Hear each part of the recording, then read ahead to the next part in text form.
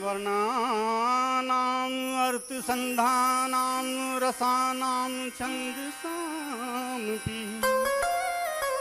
मंगलानां च कर्तारो वन्दे वाणी विनायको भवानी शंकर वन्दे श्रद्धा विश्वासरूपिणी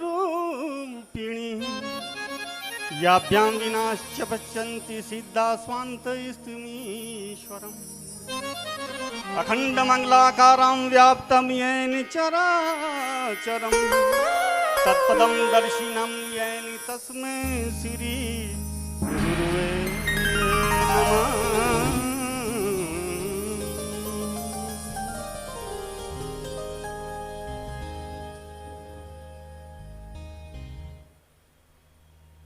सुर और शब्द की देही माँ सरस्वती को प्रणाम करता हूँ। दशपुर की इस धराधाम को मैं प्रणाम करता हूँ। इस धराम धाम पर अंकुरित हुई दशपुर साहित्य मंच को मैं प्रणाम करता हूँ।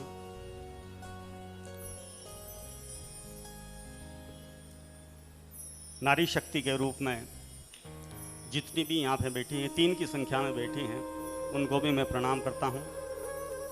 एक बहुत बड़ा जिम्मेदारी का काम निभा रहा है।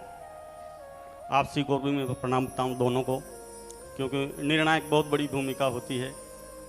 संगीत के विद्वजन आप सबको भी प्रणाम संप्रेषित करता हूँ।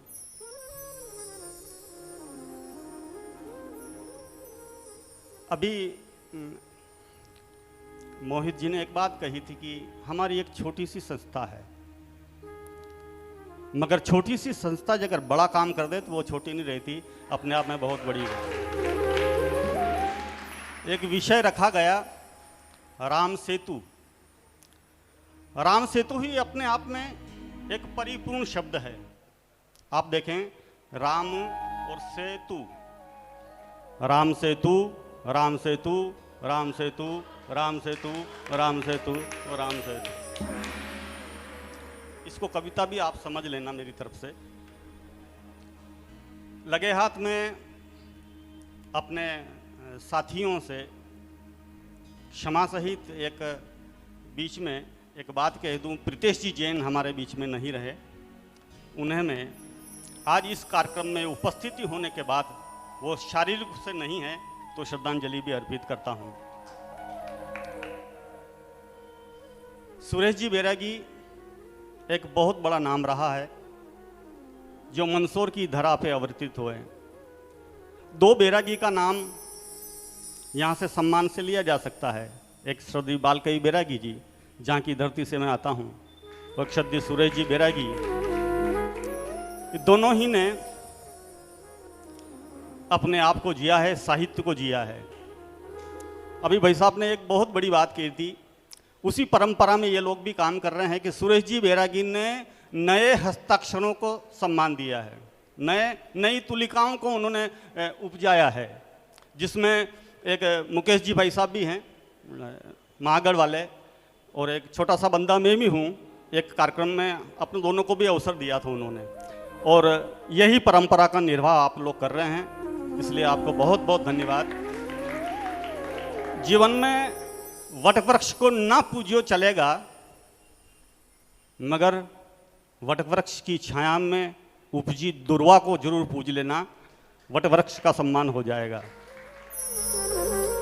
गुरुदेव के सामने कुछ बोलने का सामर्थ्य है भी नहीं, बोलना चाहिए भी नहीं, क्योंकि संत वो होता है जो सत्य का अंत देख ले, और कवि वो होता है जो कल्पना से अंत देख ले।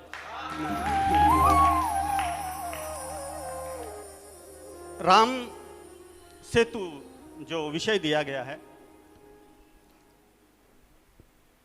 इस 4 अक्षर के नाम में सबसे पहले राम आता है, फिर सेतु आता है। और राम को अगर अपन बहुत गहनाई से बोलें, उच्चारण करें, तो आपको एक अलग अनुभूति होगी।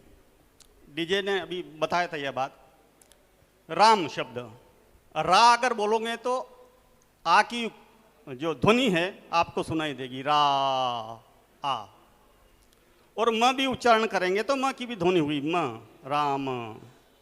ये दोनों शब्द जो है इस बात का घोतक है उसमें अशब्द समाहित हुआ है।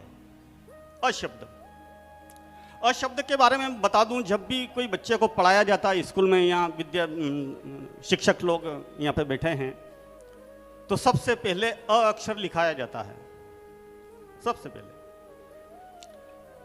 यह अलग बात है कि उस जमाने में जब सर पढ़ते थे या हम लोग, चंद्रेश जी जब हम लोग पढ़ते थे, उस समय अ की आकृति कुछ अलग हुआ करती थी। पहले प लिखा जाता, उसमें एक रकार लगा के लिया जाता है। आज उसको हिंदी साहित्य ने भी स्वीकार लिया है और मोबाइल ने तो फिर ग्रहण भी कर लिया है। तो उस अ शब्द के ऊपर मैंने कुछ कहने की बात की है, ये राम सेतु के ऊपर बिल्कुल नहीं है। मेरी तरफ से एक छोटी सी कल्पना है जो आप तक पहुंचा रहा हूं। उस अ शब्द से मैंने पूछा एक दिन, मेरा प्रश्न है और उसका जवाब है कुछ इस तरह है, कुछ कविता है कि एक दिन मैंने एक अदने से अक्षर से, एक दिन एक अदने से अक्षर को जाने क्या सूझा कि उसने मेरे अंतर में आकर मुझसे अचरज से पूछा कि दादू क्या आपने मुझको पहचाना मैं कौन।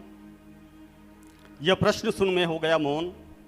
तो सबसे पहले अपनी अकल पर जोर डाला, फिर याददाश्त को खंगाला, बहुत किया प्रयास, फिर भी अचानक और अनायास बचपन में पढ़ाई से, पेम और पट्टी से मेरा संबंध स्मृति में छा गया और मुझे सब कुछ याद आ गया। स्वभावगत में भोला, भाव विभोर होके बोला, जी हाँ अवश्य मैंने आपको जान लिया है, बेशक पक्का आपको पहचान लिया है। आप श्रीमान अनार के हैं, आप श्रीमान अनार के हैं। अब यह सुनते ही श्रीमान अवाक हो गए और न जाने किन ख्यालों में खो गए। तभी उन्होंने मेरी पीठ थपथपाई और कहा, वाह क्या बात है दादू मेरे भाई, उम्र के 48 साल बाद भी आप मुझे अ को अनार से ज़्यादा नहीं जान पाए और ना ही मेरी परिपूर्णता को पहचान गए। तो आपसे क्या कहें और क्या आपको बताएं, मगर सच कहें तो आपकी अज्ञानता के अंधरों पर, आपकी अज्ञानता के अधरों पर अबोधता की लाली अब तक सुर्ख है। इसलिए बधाई हो बंधु, आप आज भी सरासर मूर्ख हैं। अरे अल्पज्ञ अज्ञानी अनपढ़ बंदे, यानी अकल के असली अंधे, अरे इतनी अवधि के अंतर में तो आप मेरी भव्यता को भांप सकते थे, मुझ अ में मेरे अशेष अवदान को आंक सकते थे, अ का अनुसंधान का अंतस में नाप सकते थे, और तो और मेरे अस्तित्व के अतीत में ये भी झांक सकते थे। अरे तलाश सकते थे मेरे अ में असंख्य अक्षुणता, अधिकता, अनेकता और अपारता, खोज सकते थे मेरे अंक स्थल में अंतर में अ के आरंभन से लेकर ज्ञ तक की मेरी अक्षरा संतति, सुपुत्र, पौत्र, प्रपौत्र, पड़पौत्र, शपौत्र और गोत्र। अरे और तो और कल्पना से कोरे कागज पर केवल अ उकेर कर सकते थे मेरे अस्तित्व का आभास, तथा अखिल आखिर में सबसे पहले बनी मेरी आकृति की उत्पत्ति का एहसास। मगर नहीं, अभी तक आप केवल अनार की टहनियों पर लटके हो और अटपटे आखरों की अटकल के अधर में लटके हो। अरे कभी मेरे अंतर मन की अलकावलियों की अंतस्थली में उतर कर अनुभूत करना, क्योंकि मैं केवल अनार का नहीं वरन मैं तो अखिल अक्षरों का अग्रज हूँ, अक्षरों का अग्रंबन हूँ, अग्रिम हूँ, अगुआ हूँ, अग्रगण्य हूँ, अ हूँ, अणु हूँ, अथर्व हूँ, अर्थ हूँ, अनूप हूँ, अनाप हूँ, अथा हूँ, असीम हूँ, अकूत हूँ, अशेष हूँ, अमूक हूँ, अचूक हूँ, अटल हूँ, अखंड हूँ, अभेद हूँ, अमूल्य हूँ, अर्ध्य हूँ, अक्षत्र हूँ, अर्चन हूँ, अबीर हूँ, अर्पण हूँ, अगध हूँ, अतिथ्य हूँ, अव्यागत हूँ, वार्गत हूँ, अवयव हूँ, अंडज हूँ, षडन हूँ और अदम्य हूँ, अनुबंधन हूँ, अभिनंदन हूँ, अनुशंगन हूँ, अपूर्व हूँ, अभूतपूर्व हूँ, अनवरत हूँ, अमात्य हूँ, अव्यक्त हूँ, अतुलनीय हूँ, अकथनीय हूँ, अविश्वसनीय हूँ, अकल्पनीय हूँ, अशय हूँ, अप्रमेय हूँ, अज्ञेय हूँ, अनुशासित हूँ, अपरिभाषित हूँ, अनुपम हूँ, अद्भुत हूँ, आदित्य हूँ और आदित्य हूँ और अंधियार में अमावस का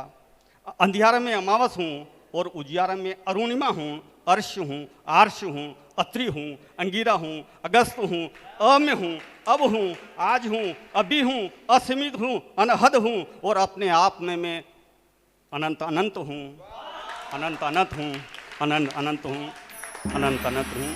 बहुत बहुत धन्यवाद, बहुत बहुत आभार। आप श्री ने मुझे इस लायक समझ लिया कि मैं कवि हूँ। वास्तव में ऐसा नहीं है। अभी कुछ सीखने की मानस सिर्फ यहाँ आने का एक यही था कि आप श्री का नाम जब मैंने देखा तो आपसे भेंट कर सकूं। बचपन में आपका नाम सुना था, कभी भेंट नहीं हो पाई, तो इसलिए आया हूँ। छोटे छोटे जो कलमें इन्होंने लिखी है बच्चों ने, बहुत अच्छा लिख रहे हैं। इनका भविष्य बहुत उज्जवल है। इन्हें दुत्कारिए मत, इन्हें हतोत्साहित मत कीजिए, इनकी पीठ थपथपाइए। बहुत बहुत धन्यवाद, बहुत बहुत आभार। बहुत बहुत धन्यवाद दादू। दादू सभी विधाओं में पारंगत रहे हैं और हमेशा से हमारा मार्गदर्शन करते रहे हैं।